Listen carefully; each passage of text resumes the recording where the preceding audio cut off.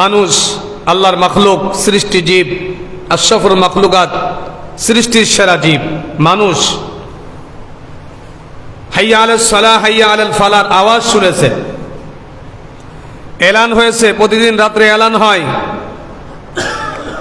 যে মুসলমান ভাইরা ঘুম থেকে জাগ্রত হন, সেহরি খাওয়ার সময় হয়েছে, মাহে রমজান মাস। এটা শোনার পরেও অনেক আল্লাহর বান্দা বান্দিরা ঘুমিয়ে থাকে, সেহরি খায় না, রোজা রাখে না। হাইয়া আলাস সালাহ, হাইয়া আলাল ফালাহ, এই আওয়াজটা অনেক মুসলমানের কানে গেছে, কিন্তু সমস্ত মুসলমান কিন্তু মসজিদে আসবে না। আমাদের মহল্লার ভিতরে বালেগ পুরুষ যেগুলো আছে, যেই পুরুষের উপর নামাজ ফরজ হয়েছে, এই পুরুষগুলো যদি মসজিদে আসে, আমার মনে হয় এই দুই তলাও হবে না। কিন্তু আল্লাহ তাআলার মেহেরবানি, আল্লাহ তাআলা যাকেই পছন্দ করেন, যাকেই কবুল করেন, শুধুমাত্র সেই আসতে পারে। বড়লোক ধনী ব্যক্তির মেয়ের বিবাহ সবাই কিন্তু যাইতে পারে না। যাকে ইনভাইট করা হয়, যাকে কার্ড দেওয়া হয়, চিঠি দেওয়া হয়, দাওয়াত দেওয়া হয়, শুধুমাত্র সেই যাইতে পারে। যাকে দাওয়াত দেওয়া হয় না সে কিন্তু যাইতে পারবে না, সেখানে অনুমতিই নাই।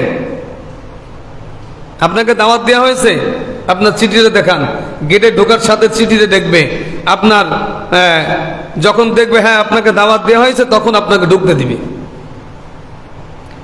অনুরূপভাবে আল্লাহ পাক রব্বুল আলামিন যাকেই কবুল করবেন, শুধুমাত্র সেই এই আল্লাহর ঘর, এই মসজিদে আসতে পারবে। আল্লাহ তাআলা যাকেই আজকে দাওয়াত দিয়েছেন, যে দাওয়াত কবুল করে নিয়েছেন, শুধুমাত্র তারা আজকে এই মসজিদে আসতে পারবে। অন্য কোনো ব্যক্তি মসজিদে আসতে পারবে না, আসার অনুমতি নাই, কারণ আল্লাহর দরবারে তার জন্য কবুলই হয় নাই। এই জন্য যেহেতু আল্লাহ তাআলা আমাদেরকে কবুল করেছেন, আমরা আল্লাহ পাক রব্বুল আলামিনের সাথে, যেহেতু আল্লাহ তাআলা আমাদেরকে সুস্থতা দান করেছেন, অসংখ্য অগণিত লক্ষ লক্ষ মানুষ, হাজার হাজার মানুষ হাসপাতালের বেডে অসুস্থ অবস্থায়, কেউ মৃত্যুর সাথে পাঞ্জা লড়তেছে, কেউ বা মৃত্যুবরণ করেছে, কেউ বা অসুস্থ অবস্থায় হাসপাতালে পড়ে আছে। ইচ্ছা থাকলেও তারা মসজিদে আসতে পারতেছে না। কিন্তু আল্লাহ তাআলা ওই সমস্ত লোক থেকে আল্লাহ তাআলা আমাদেরকে বাছাই করে সুস্থতা দান করে আল্লাহর ইবাদত করার মতন শক্তি আল্লাহ তাআলা আমাদেরকে দিয়ে আল্লাহর মসজিদে আসার জন্য আল্লাহ তাআলা আমাদেরকে তৌফিক দান করেছেন। এই জন্য আমরা দিল থেকে শুকরিয়া আদায় করি, আলহামদুলিল্লাহ। মাহে রমজান মাস প্রথম দশক চলে গেছে, দ্বিতীয় দশক চলতেছে, দ্বিতীয় দশক চলতেছে। তো মাহে রমজান মাস শুরু হয়েছিল, একদিন আমরা মাগরিবের সময় মসজিদে এলান করেছিলাম যে একটি বিশেষ ঘোষণা, মাহে রমজানের চাঁদ দেখা গিয়েছে, আজ থেকে তারাবি শুরু, বলছিলাম না একদিন। তো সেই বলাটা আজ 16 দিন পার হয়ে গেছে, ওই বলাটা আজকে 16 দিন চলে গেল। আবার একদিন এমন আসবে, ঈদ মুবারক, ঈদ মুবারক, ঈদ মুবারক, খুশির সংবাদ আমাদের ভিতরে ছড়িয়ে দেওয়ার জন্য প্রত্যেকটা মসজিদে মাইকিং করা হবে, ঈদের চাঁদ দেখা গিয়েছে, আগামীকাল ঈদ উল ফিতরের জামাত অনুষ্ঠিত হবে। এইভাবে কি করা হবে? এলান করা হবে। এই যে পুরো একটা মাস আল্লাহ তাআলা আমাকে দান করলেন, একটা মাস আল্লাহ তাআলা আমাদেরকে দান করলেন, কিসের জন্য, কেন দান করলেন? মান কামা রমাযান ঈমানাও ওয়া ইহতিসাবান গুফিরা লাহু মা তাকাদ্দামা মিন যামবি। আল্লাহ পাক রব্বুল আলামিনের হাবিব রাসূল আরবি সাল্লাল্লাহু আলাইহি ওয়াসাল্লাম আল্লাহর সঙ্গে এই চুক্তি করেছে, উম্মতের সঙ্গে ওয়াদা করতেছে, তোমরা যদি কোনো ব্যক্তি মাহে রমজান মাসে রোজা পাও, মাহে রমজান মাস তোমাদের মাঝে উপস্থিত হয়ে যায়, মাহে রমজান মাস যদি তোমাদের কাছে চলে আসে, তোমরা যদি সুস্থ সবল থাকো, মাহে রমজান মাসে রোজা রাখো, আল্লাহ পাক রব্বুল আলামিন তোমার পিছনের সমস্ত গুনাহগুলিকে মাফ করে দিবেন। এত বড় রহমত, এত বড় মাগফিরাত, এত বড় নাজাত, এত সব, এত মাগফিরাতের সময় পাওয়ার পরেও আমরা গাফেল কেন রয়েছি? কেন সে আল্লাহর ডাকে সাড়া দিলাম না? আল্লাহ তাআলা আমাদেরকে ঘোষণা দিতেছেন, মাহে রমজান মাস, এই যে মাহে রমজান মাস চলতেছে, অফার চলতেছে, অফার। আমি মাঝে সাঝে বলি যে বিভিন্ন সময় বিভিন্ন জিনিস আমাদেরকে কিছু প্রোডাক্টস কেনার জন্য আমাদেরকে অফার দেয়। যদি আপনারা 1 মাসের ভিতরে এই অফারটা কেনেন তাহলে আপনাদের জন্য বিশেষ পুরস্কার আছে। তো আল্লাহ তাআলা 11 মাস পরে একটা মাস আমাদেরকে অফার দিতেছে। একটা নেকামল করলে কমপক্ষে 700 গুণ 700 নেকামল আপনার আমল নামায় দান করবেন। একটা সিজদা দিবেন, আল্লাহ তাআলা কমপক্ষে 700 সিজদার সব আল্লাহ তাআলা আপনার আমার আমল নামায় দান করবেন। একটা টাকা আল্লাহর রাস্তায় দান করবেন, কমপক্ষে আল্লাহ তাআলা 700 টাকা আল্লাহর রাস্তায় দান করার সব আল্লাহ পাক রব্বুল আলামিন দান করবেন।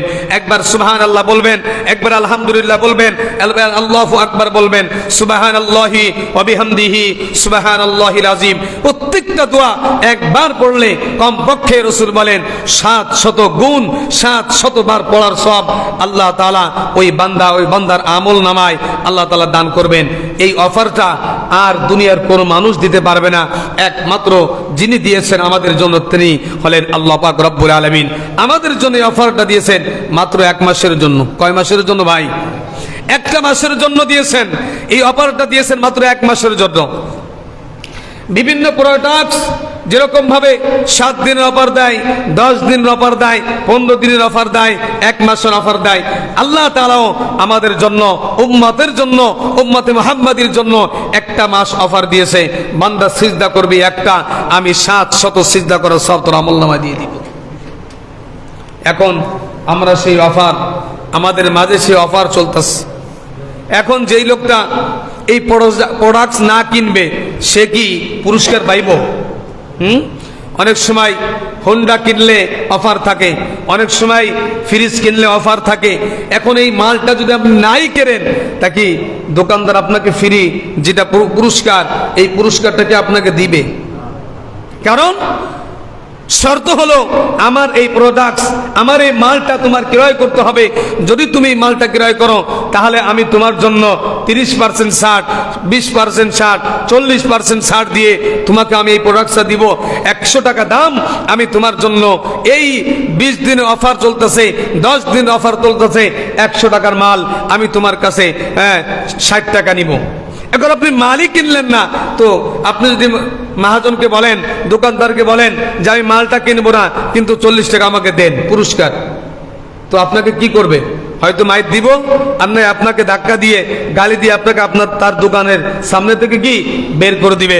অনুরূপ ভাবে আল্লাহ পাক রব্বুল আলামিন আমাদেরকে 1 মাস অফার দিয়েছেন। এই 1 মাস অফার যদি আমরা গ্রহণ না করি তাহলে আল্লাহ পাক রব্বুল আলামিনের হাবিব রাসূল আরবি সাল্লাল্লাহু আলাইহি ওয়াসাল্লাম বলেন, হযরত জিবরাইল আলাইহিস সালাতু ওয়াস সালাম এসে আল্লাহর নবীকে বলতেছেন, ইয়া রাসূলুল্লাহ, ইয়া হাবিবাল্লাহ, আপনি আপনার উম্মতদেরকে জানিয়ে দিন আল্লাহ পাক রব্বুল আলামিন এত সুন্দর করে রমজান মাসটা সাজিয়েছেন, তারাবি দিয়েছেন, সেহরি দিয়েছেন, রোজা দিয়েছেন, ইফতার দিয়েছেন, ইতিকাফ দিয়েছেন, লাইলাতুল কদর দিয়েছেন।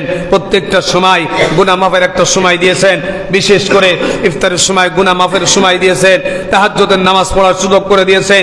এত কিছু সুযোগ দেওয়ার পরে, এত অফার দেওয়ার পরে যেই লোকটা এই রমজানে পেয়ে, এই রমজান মাস পেয়েও আল্লাহর সন্তুষ্টি অর্জন করে নিজের গুনাহকে আল্লাহর কাছ থেকে মাফ করাইতে পারলো না, হ্যাঁ নবী আপনি বলে দিন আল্লাহর পক্ষ থেকে ওই সমস্ত বান্দা বান্দীদের উপরে আল্লাহর পক্ষ থেকে লানত লানত লানত।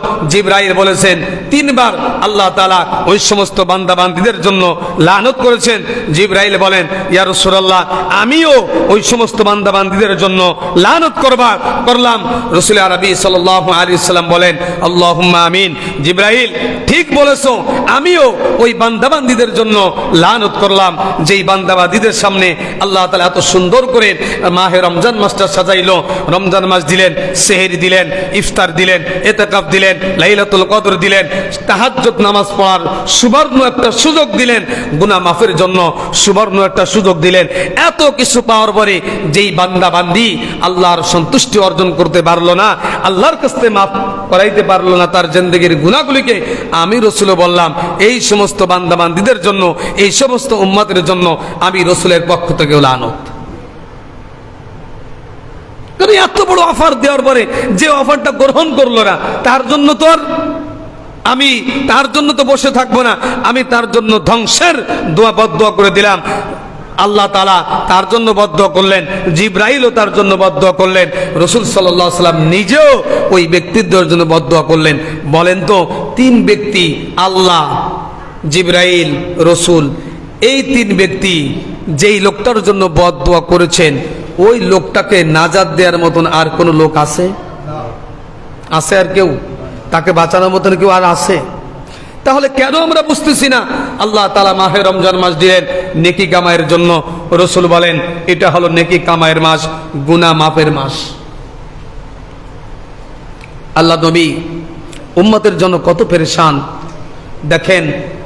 হাদিস শরীফের ভিতরে আসছে, বনি ইসরাইলের হযরতে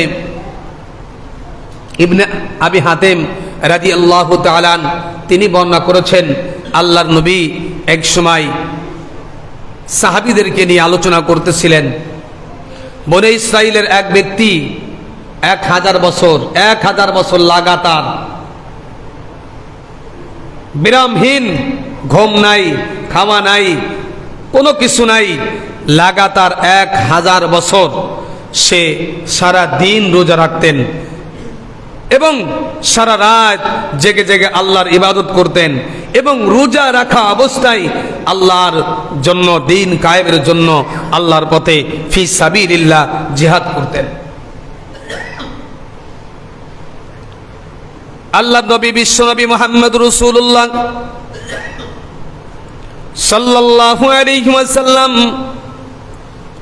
সাহাবীদেরকে নিয়ে যখন এই কথা আলোচনা করলেন, আল্লাহর নবীর মনটা মলিন হয়ে গেল। মলিন হওয়ার কারণটা কি? মলিন হওয়ার কারণটা হলো আল্লাহ পাক রব্বুল আলামিনের কাছে আল্লাহর হাবিব জনাবে মুহাম্মদ রাসূলুল্লাহ সাল্লাল্লাহু আলাইহি ওয়াসাল্লাম একটা দরখাস্ত করেছিলেন, রব্বুল আলামিন আমার উম্মত দ্বারা জাহান্নাম, আমার উম্মত দ্বারা জান্নাতকে উদ্বোধন করবেন। আল্লাহ পাক রব্বুল আলামিন কবুল করে নিয়েছিলেন, কিন্তু আল্লাহর হাবিব জনাবে মুহাম্মদুর রাসূলুল্লাহ সাল্লাল্লাহু আলাইহি ওয়াসাল্লাম যখন বনি ইসরাইলের ওই ব্যক্তির কথা তার স্মরণ আসলেন, সাহাবীদের মাঝে যখন আলোচনা করলেন, আল্লাহর নবীর মন মলিন হয়ে গেল। আমার উম্মতের বয়স হলো 60 থেকে 65 বছর, 1000 বছর পর্যন্ত ইবাদত করার মতন কোনো আমার উম্মতের ভিতরে একজন ব্যক্তিকে পাওয়া যাবে না। কারণ যেই মানুষের বয়স হলো 60 থেকে 70 বছরের মাঝামাঝি।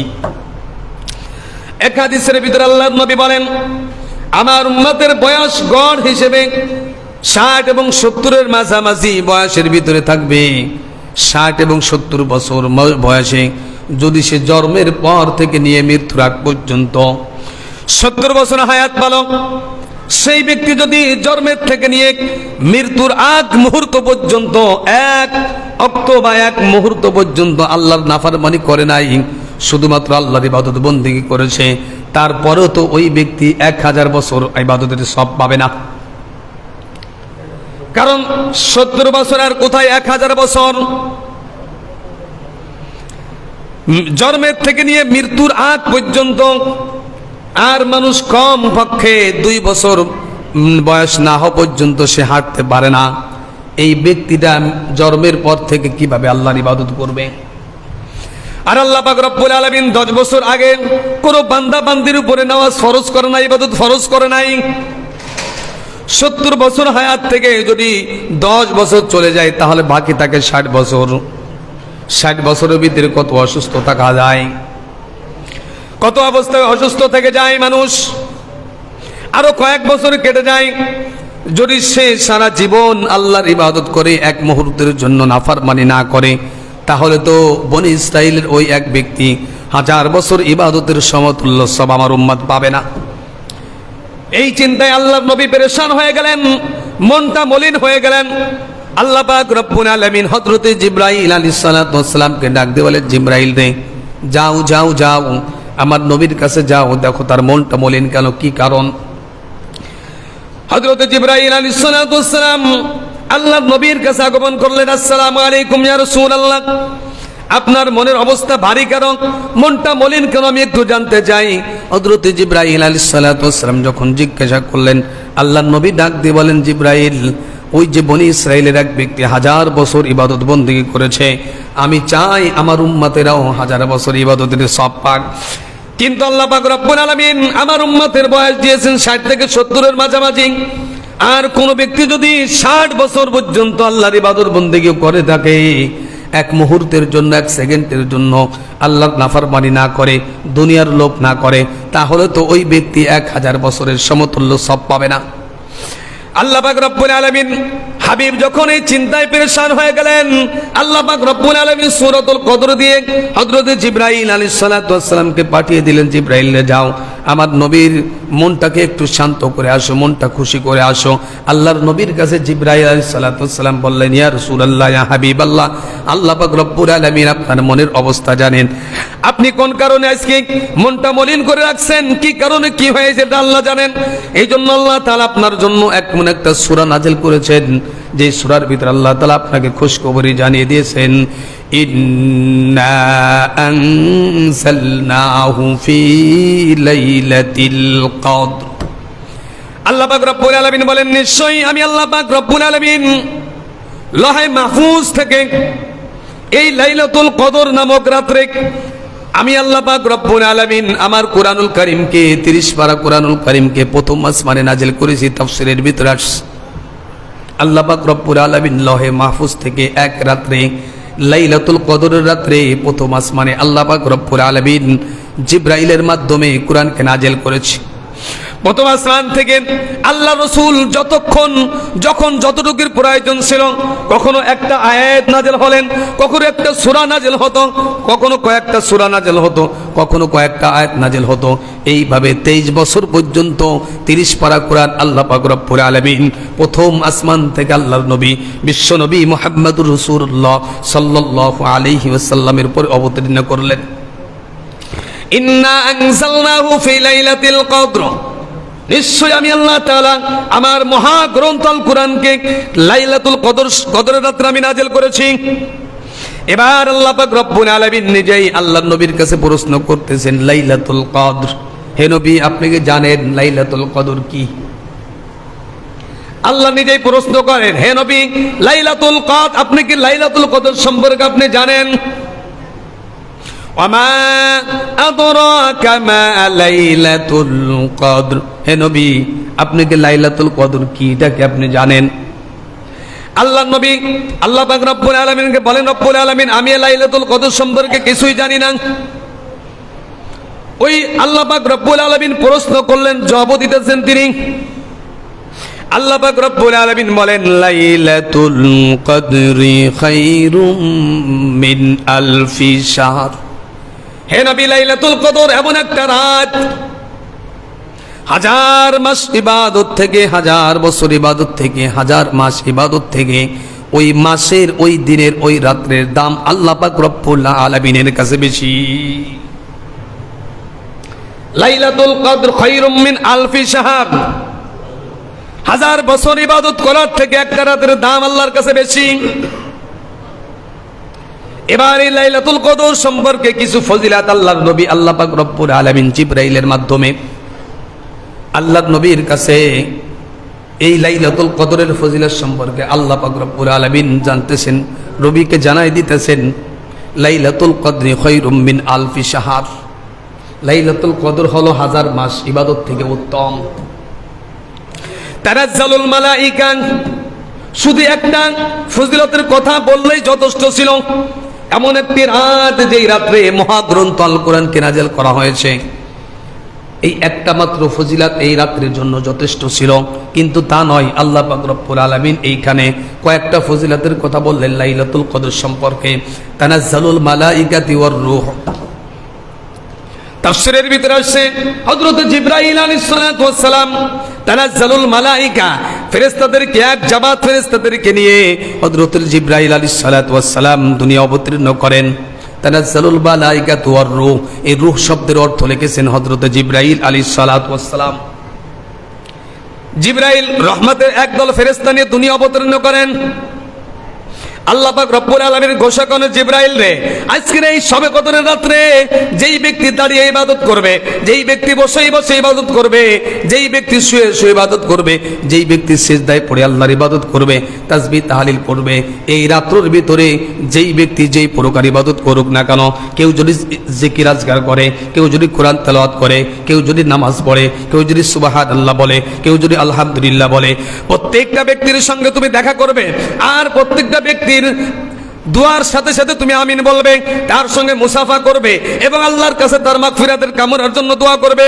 তানাজ্জালুল মালাইকা ওয়ার রূহু ফিহা বিইজনি রাব্বিহিম মিন কুল্লি আমর, এই যে বিইজনি রাব্বিহিম মিন কুল্লি আমর, এই শব্দের অর্থ তাফসীরের ভিতরে আসছে হযরতে জিবরাইল আলাইহিস সালাতু ওয়াস সালাম যত ভালাই জিনিস আছে সমস্ত ভালাই কল্যাণকর জিনিস নিয়ে হযরতে জিবরাইল আলাইহিস সালাতু ওয়াস সালাম ওই রাত্রে অবতীর্ণ হয়। আল্লাহর কাছে যত ভালো জিনিস আছে, যত কল্যাণকর জিনিস আছে, মানুষের উপকারের জন্য যত ভালাই জিনিস, সব কিছু নিয়ে হযরতে জিবরাইল আলাইহিস সালাতু ওয়াস সালাম বিইজনি রাব্বিহিম মিন কুল্লি আমর তানাজ্জালুল মালাইকা ওয়ার রূহু ফিহা বিইজনি রাব্বিহিম মিন কুল্লি আমর, তানাজ্জালুল মালাইকা একদল ফেরেশতা নিয়ে, ওয়ার রূহু হযরত জিবরাইল আলাইহিস সালাতু ওয়াস সালাম বিইজনি রাব্বিহিম মিন কুল্লি আমর, আল্লাহর কাছ থেকে আদেশ নিয়ে প্রত্যেকটা ভালো কল্যাণকর জিনিস নিয়ে আল্লাহর ফেরেশতা জিবরাইল আলাইহিস সালাতু ওয়াস সালাম দুই অবতীর্ণ করেন। আল্লাহ তাআলা জিবরাইলকে ঘোষণা করেন, জিবরাইল শোনো, আজকে রাতে যেই ব্যক্তি দাঁড়িয়ে দাঁড়িয়ে আল্লাহর ইবাদত করবে, যেই ব্যক্তি শুয়ে শুয়ে আল্লাহর ইবাদত করবে, দাঁড়াইতে পারে না, বসতেও পারে না, শুয়ে শুয়ে সুবহানাল্লাহ বলতেছে, আলহামদুলিল্লাহ বলতেছে, প্রত্যেকটা ব্যক্তির জন্য তুমি মাগফিরাতের দোয়া করবে। আর যখন আমার বান্দা বান্দি যখন আল্লাহর কাছে দোয়া করবে, তাদের দোয়ার সাথে সাথে তোমরা সবাই আমিন আমিন বলবে। হযরত জিবরাইল আলাইহিস সালাতু ওয়াস সালাম একদল ফেরেশতা যখন নিয়ে আসে, এবার ওই ফেরেশতাদেরকে ঘোষণা করে, ফেরেশতারা শোনো, পৃথিবীর সমস্ত আনাচে কানাচে তোমরা ছড়িয়ে পড়বে, রাস্তাঘাটে পুকুরের পাড়ে যেখানে কোনো ব্যক্তি দোকান পাটে যেখানে বসে বসে আল্লাহর ইবাদত কোনো বান্দা করবে, ওই ব্যক্তির জন্য তোমরা মাগফিরাতের দোয়া করবে। আর সে যখন আল্লাহর কাছে দোয়া করবে তখন তোমরা তার দোয়ার সাথে সাথে আমিন বলতে থাকবে। আরো ফজিলাতুল কথা আল্লাহ তাআলা বলেন, সালাম হে জিবরাইল, সবার কাছে তুমি সালাম পৌঁছাই দিয়ে শান্তির বার্তা পৌঁছিয়ে দিবে। হিয়া হাত্তা মাতলাইল ফাজর, কতক্ষণ পর্যন্ত তোমরা করবে? সকাল থেকে সন্ধ্যা থেকে সকাল পর্যন্ত। তার মানে এই রাত্রটা পুরো রাতটা হলো রহমতের রাত। এই রাতের বিশেষ কোন অংশ সবে কদর তা নয়। সালামুন হিয়া হাত্তা মাতলাইল ফাজর, এই আয়াতের তাফসীরের ভিতরে তাফসীর ইবনে কাসীর রাহমাতুল্লাহ আলাইহি, তাফসীর মাজহারির ভিতরে আল্লামা কাজী সানাউল্লাহ পানিপতি রাহমাতুল্লাহ আলাইহি বলেন, আল্লাহ পাক রব্বুল আলামিন বুঝাইতেছেন, ও দুনিয়ার মুসলমানেরা শোনো, মাগরিবের যখন আজান হয়ে যায় ওই সময় থেকে নিয়ে ফজরের আজান আগ পর্যন্ত পুরোটা সময় আল্লাহ পাক রব্বুল আলামিন এই পুরোটা রাত রহমতের রাত বলে ঘোষণা করে দিয়েছে। রাতের প্রথম অংশে থাকবে, দ্বিতীয় অংশে থাকবে না তা নয়। প্রথম অংশে থাকবে, মাঝখানে অংশ থাকবে না, শেষের অংশে থাকবে তাও না। প্রথম অংশে থাকবে না, দ্বিতীয় অংশে থাকবে, তৃতীয় অংশে থাকবে এমনটিও নয়।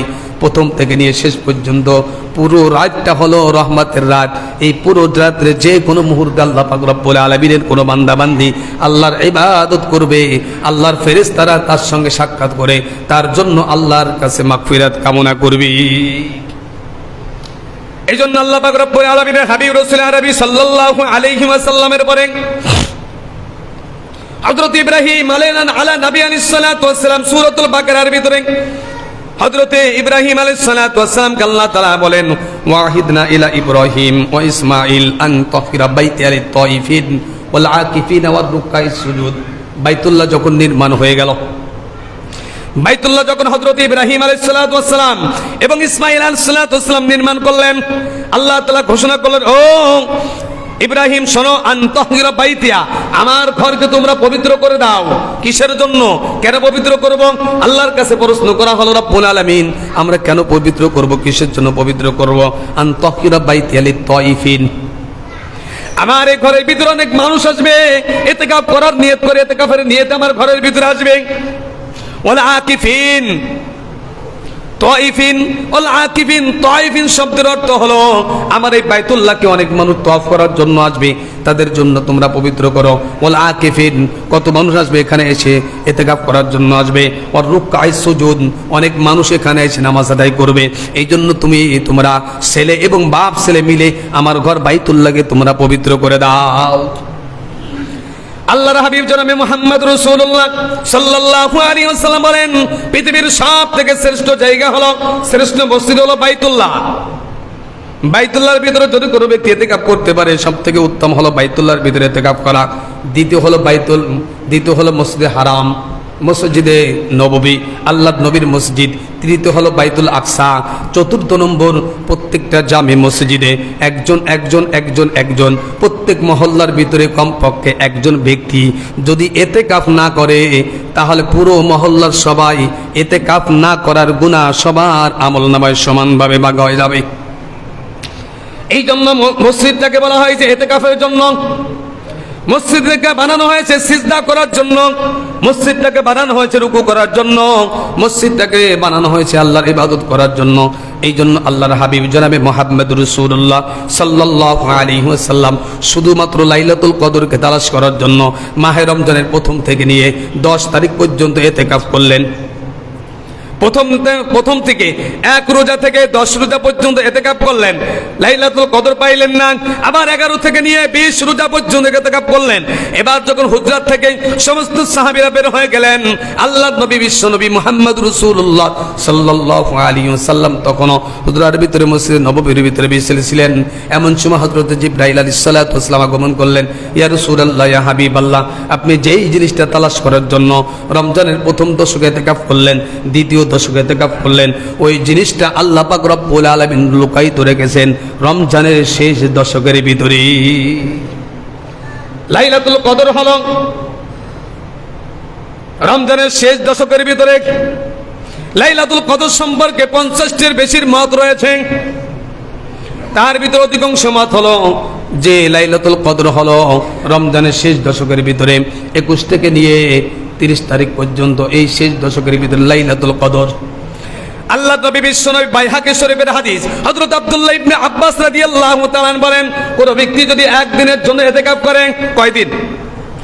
একদিনের জন্য কোন ব্যক্তি যদি ইতিকাফ করে, আল্লাহ পাক রব্বুল আলামিন তাকে জাহান্নাম থেকে 3 খন্দক দূরে রাখবেন। এক খন্দক হলো জমিন থেকে আসমান পর্যন্ত এত দূরত্ব, অর্থাৎ জমিন থেকে আসমান পর্যন্ত 3 ভাগ করলে যত দূর হবে, ওই ব্যক্তিকে একদিন ইতিকাফ করলে আল্লাহ তাআলা জাহান্নাম থেকে তারে অত দূর পর্যন্ত দূরে রাখবে। একদিন ইতিকাফ, একদিন। কোন ব্যক্তি যদি একদিন, শুধুমাত্র একদিন ইতিকাফ করে, এটা নফল হোক আর ফরজ হোক, ওয়াজিব হোক আর মুস্তাহাব হোক, যেই ইতিকাফ হোক না কেন, একদিনের জন্য কোন ব্যক্তি ইতিকাফ করে, আল্লাহর নবী বলেন ওই লোকটাকে জাহান্নাম থেকে 3 খন্দক দূরত্বে তাকে রাখা হবে।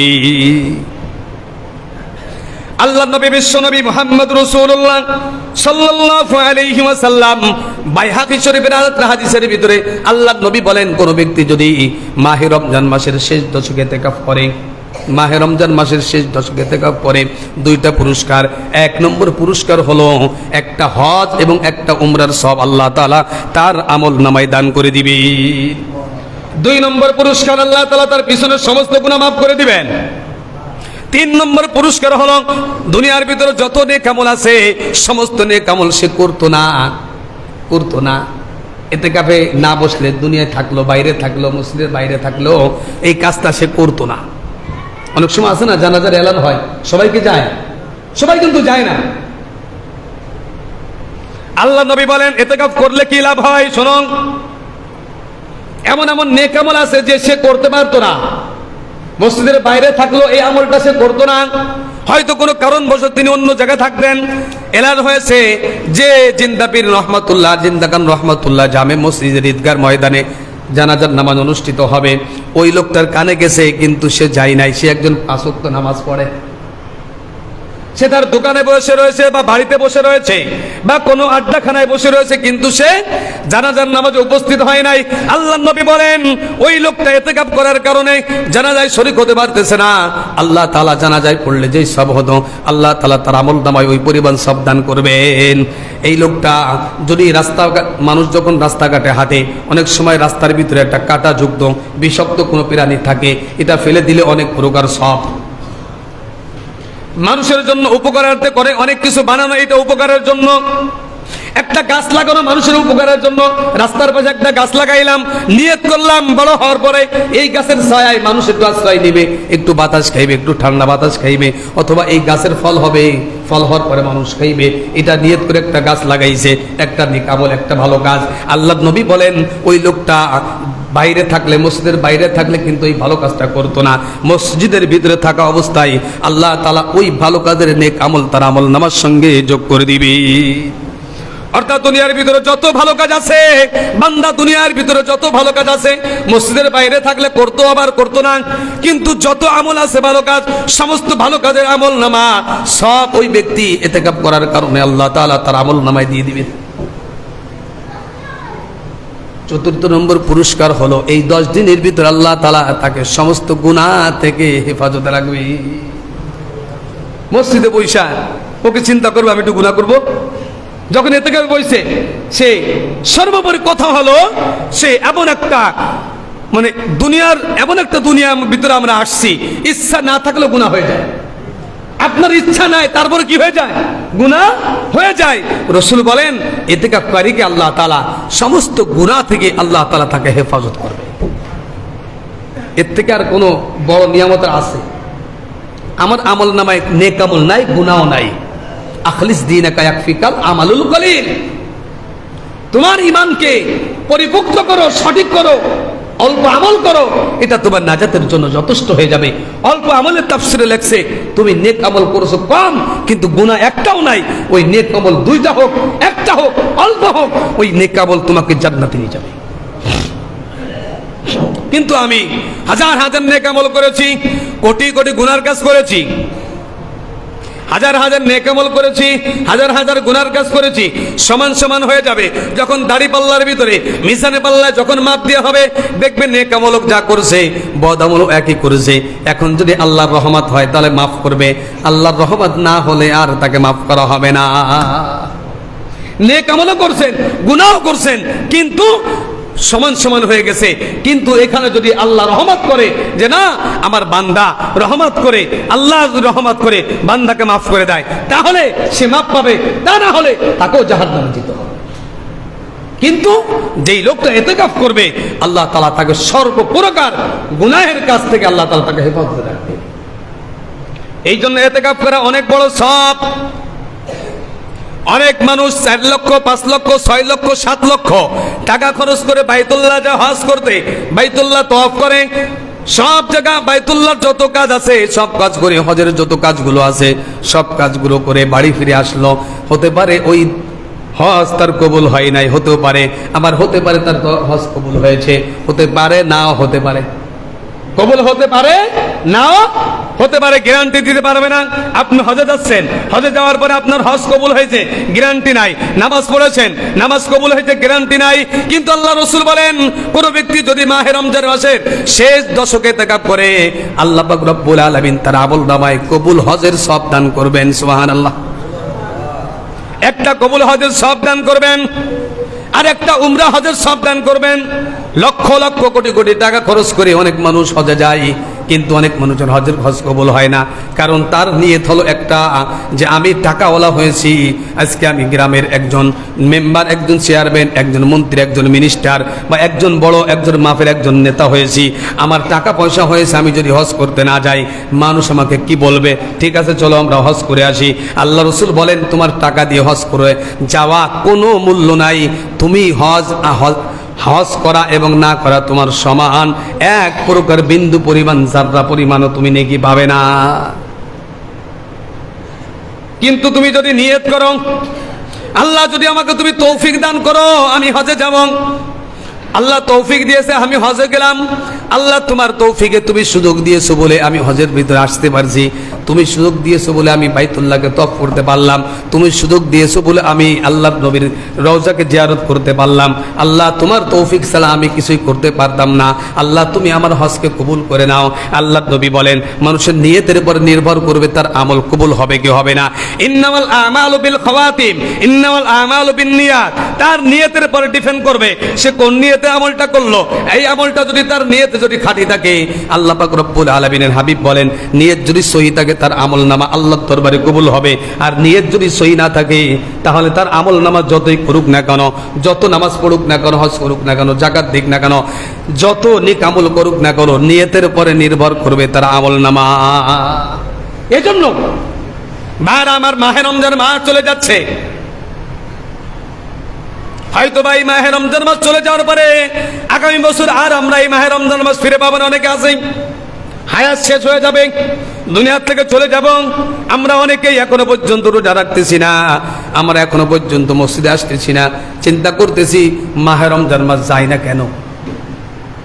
গিলে একটু দোকানের সামনে দিছিলাম, এটা একটু উঠাইতে পারতাম। অনেকের মনে মনে ধারণা করে, আল্লাহু আকবার, এইরকম ধারণা করার সাথে সাথে অমুসলমান হয়ে যায়। মুসলমান আর থাকে না সে, কারণ আল্লাহর ইবাদত না করলে কাফের হয় না। জিন্দেগিতে এক ওয়াক্ত নামাজও পড়েন না কিন্তু নামাজকে আপনি বিশ্বাস করেন, একটা রোজা রাখেন না কিন্তু রোজাকে আপনি বিশ্বাস করেন, একদিন হজে যান নাই কিন্তু হজ বিশ্বাস করেন।